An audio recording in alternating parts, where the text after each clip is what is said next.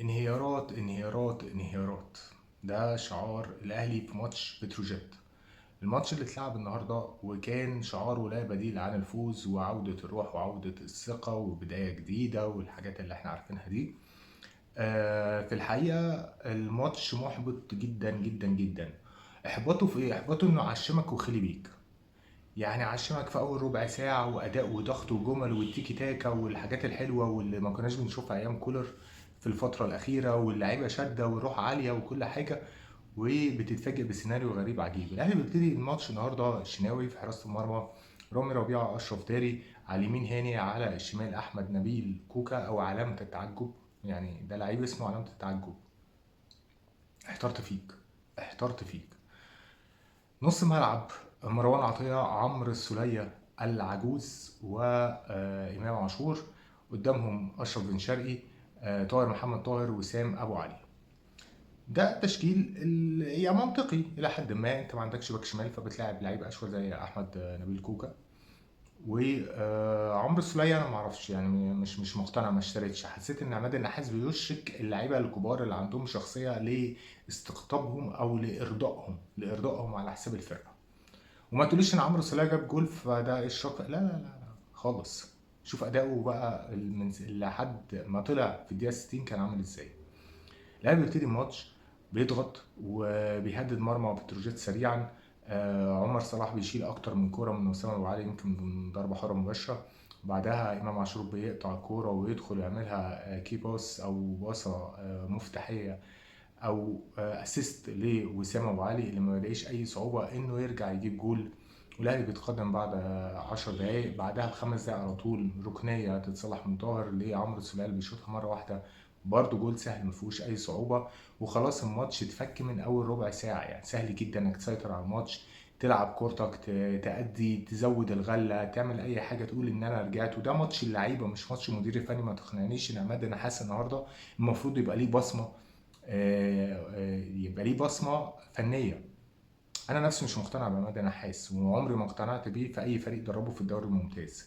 فانا كنت افضل رضا شحاته بصراحه. يعني لو جيت سالتني انا كان نفسي في رضا شحاته. ما علينا. الاهلي بيستسهل الماتش. واللعيبه الفرديه هنا، الفرديات بتاعت اللعيبه بتبان. يعني ايه؟ يعني المدافعين التعبانين اللي عندك بانوا على حقيقتهم النهارده. فريق في الدوري، مع احترامي الشديد لبتروجيت، فرقه محترمه وكل حاجه، لكن مش بالقوه اللي تخلي شكلك هلهوله هلهوله كده في اخر 5 دقايق من الشوط الاولاني. يعني اخر 5 دقايق ضربه جزاء فطيس ملهاش اي معنى على رامي ربيعه. رامي ربيعه النهارده لسه عايش باتيتيود الناشئ الصاعد. اللعيب الصاعد رامي ربيعه بيدخل، اللعيب بتاع بتروجيت بيشوطها قويه في نص الجول، بتعمل باند وتعدي من فوق ايد الشناوي، يلا صباح الفل عادي جول. قلنا ماشي. الشوط الاولاني هيطلع 2-1 والاهلي يشد الشوط الثاني ويأمن الماتش. وبتفاجأ بإصابة لأشرف داري. يعني الراجل بصراحة عمل اللي عليه، لعب 5 6 ماتشات كتير عليه بصراحة. فلازم تجيله إصابة، وأي إصابة دي خلفية. الخلفية دي فيها أكتر من شهر أصلا صباح الفل. يعني هو جاي يتعالج عندك. مشيت متولي عشان إصاباته كتيرة فجبت واحد برضه إصاباته كتيرة نفس بروفايل. شكرا شكرا يا إدارة النادي الأهلي على إحضار اللعيبة المصابة دائما. ينزل ياسر ابراهيم يا دوب ما يعرفش ياخد نفسه لسه، او يعني لسه بيقول يا هادي.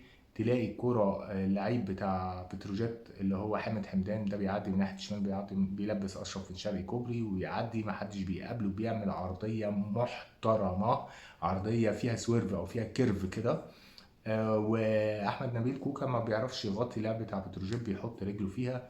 وجول التعادل وسط ذهول وصدمه من بتروجيت قبل ما تبقى من الاهلي. يعني بتروجيت ان هم مش مصدقين اصلا ولا ايه ده، يعني عشان 5 دقايق جبت جولين. كارثه. كارثه ان فريق في الدوري يجيب فيك جولين وانت نو اكشن كده ولا اي حاجه. هرجله ولعب بعشوائيه وحاجه في منتهى القرف. بنبتدي الشوط الثاني بتروجيت شكله احسن، اخطر لما بيمسك كوره، عنده فرديات. مدافعينك ركابهم بتخبط على الجيران، اخطاء فرديه ساذجه من كل الناس اللي ورا. يعني انت النهارده عملت تدعيمات محترمه في الخط الامامي. هل المدافعين دول اللي موجودين دول اللي احنا شايفينهم دول هم اللي هيشيلوا الاهلي في كاس العالم بالشكل ده وبالطريقه دي؟ هم دول اللي المفروض يحموا عرين النادي الاهلي مع الحارس محمد الشناوي اللي طلع برضه في واحده على خط 18 عشان يلعب بايده، الضربه حره اللي اتلعبت دي، وياسر ابراهيم شالها من قلب الجول بتاع. لا لا لا. المهم عماد النحاس بيمشي بترند ما يأخرش التغييرات.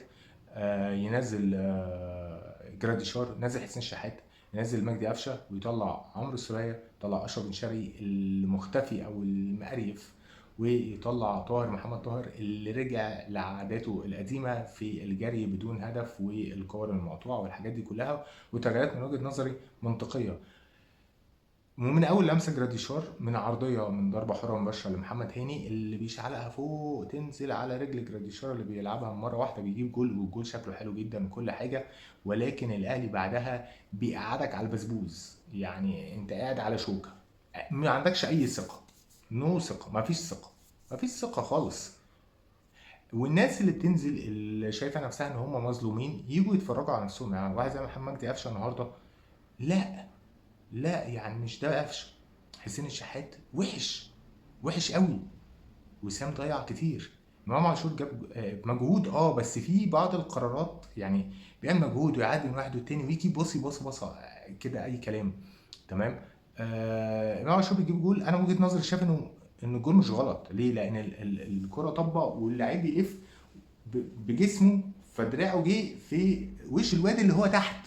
يعني هو الواد قصير او نزل وشه عشان ياخد الكرة، فانت اصلا حاطط وشك في مكان مش المفروض انه يبقى موجود فيه.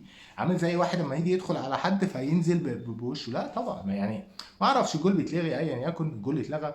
وفضلت انت قاعد على 3-2 دي، قاعد على اعصابك. بتروجيت لما بيمسك الكوره بيوصل، وبيوصل في ايه يعني؟ انت لحد الدقيقه 96 جول 100% ضايع من بتروجيت. ربنا يخليه اللعيب اللي اسمه مصطفى الجمل ده، شاط شوطه كده يعني خلاص هي طبت وقدامه ويلا وحط جول.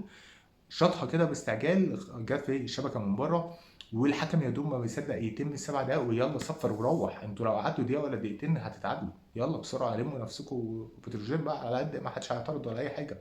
فالاهلي بيكسب النهارده اول ماتش، ولكن اللعيبه فيها حاجه غلط. اللعيبه فاقده لاساسيات كتيره.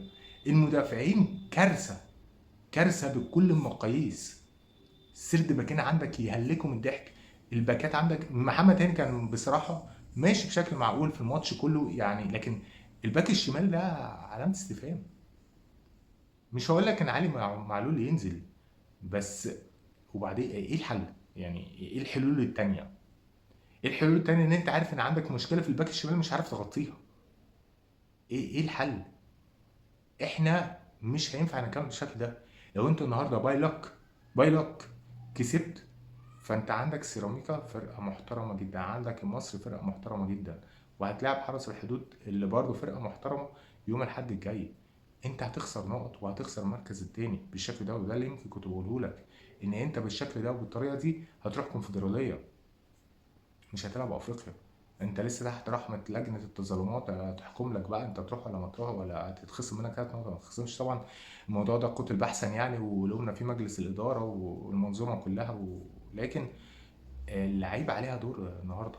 مش انها تلعب عشان تكسب، انها تلعب عشان يبتدوا يلعبوا ويرجعوا ثقه الجمهور وثقتهم في نفسهم.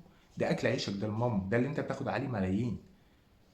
في اخطاء جسيمه في الملعب، جسيمه في الملعب، مش فنيه بس. فنيه انا لا اعترف بعماد النحاس، انا اعترف ان دي فتره اللعيبه انها تشيل الراجل اللي جاي يشيل الليله دلوقتي. لكن اداره الاهلي مطلوب منها احضار مدير فني اجنبي في اسرع وقت، في اسرع وقت. العمليه مش مستحمله، مش مستحمله عماد النحاس تاني. راجل طيب ومحترم وهادي وبتاع، اللعيبه مش ما دي دون كير يا باشا، دول مليارديرات. الراجل المصري ده غلبان يعني، يجي فيهم ايه؟ تمام، واحد يبص له بصه ولا يعمل عايز يكسب الكل ويحابي على الكل. لكن ده ما ينفعش. اللعيبه ما ينفعش، نوعيه اللعيبه اللي في الاهلي دي ما ينفعش. لعيبه الاهلي دي عايزه واحد بتوكة الحزام، عايزه واحد ظبط وربط، واحد يقف يكشم، لكن عماد النحاس ومحمد شوقي الناس دي بتاكل عيش، احنا عارفين. فنتمنى من إدارة الأهلي سرعة إحضار مدير فني أجنبي بأسرع ما يكون، وما تحاولش تمشي لي الموسم بعماد النحاس عشان تجيب لي جوزيه جوميز بعد السنة بتاعته ما تخلص. خلي بالك، خلي بالك انت كده بتودي الفرقة ورا الشمس. خلي بالك ان عدم دخولك دوري ابطال افريقيا هيخسرك ملايين. خلي بالك الكونفدرالية دي اللي قعدت تتريق عليها هتروح فيها. خلي بالك ان انت في خطر حقيقي. موسم بدايته ونهايته اوسخ من بعض. لنا الله، ويا رب افريقيا من عندك. وان شاء الله اداره الاهلي زي ما هي شاطره انها تروح تجيب صفقات، تبص على الخط الخلفي ده. يعني عندك كده اتنين كده، ياسر ابراهيم، رامي ربيعه، اشرف داري، يعني صباح الفل. سلام يا جماعه.